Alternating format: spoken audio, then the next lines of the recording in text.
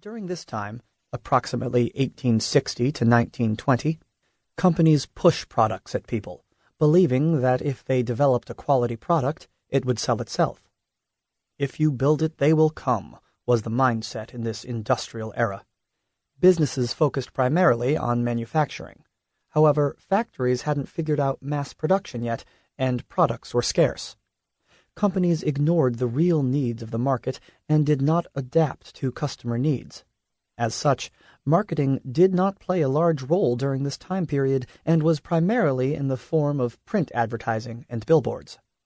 Companies would often make outlandish claims, touting drugs and products as miracle cures, and could use a number of unimaginable and inappropriate tactics to sell products.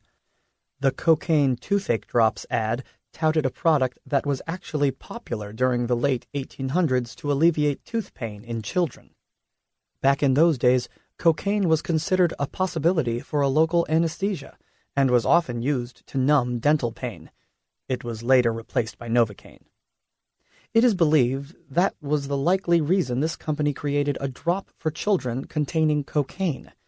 In this ad, the drops promise an instantaneous cure to tooth pain. It's an example of a quack cure, using drugs in products and selling them as cures. This ad illustrates the product-centric, one-way push format that was used for decades. Sales era. After the Industrial Revolution, technological advances accelerated product production, ushering in the sales era of marketing, 1920s to 1940s. During the Great Depression, people bought only the necessities, and supply often exceeded demand. Competition was more intense. This drove companies to turn up the volume on the hard sell, heavily using advertising to push their products at people.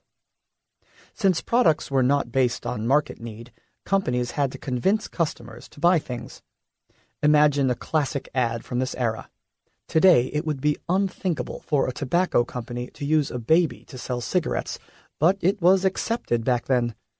This ad was obviously created before we knew the hazards of cigarettes, but it still reflects how ads were designed purely to grab people's attention and push a product on them. The sell was that moms would never feel oversmoked, and that was the miracle of Marlboro. Again, this ad was designed to push a product on, in this case, women.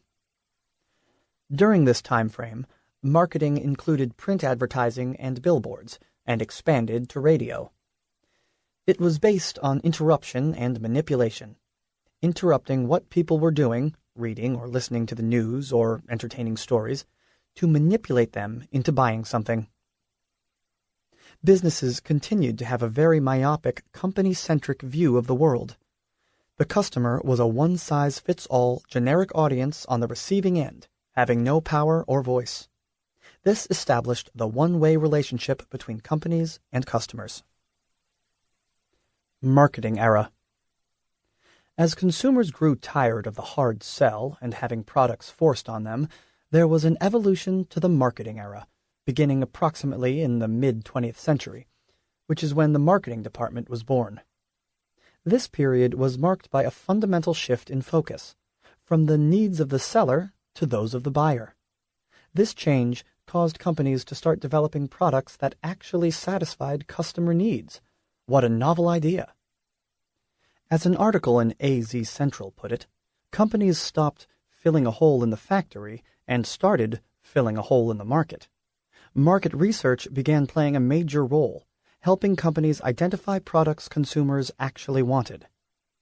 Broadcast advertising emerged as a core tactic, giving companies a new way to capture consumers' attention and a new medium to interrupt and manipulate.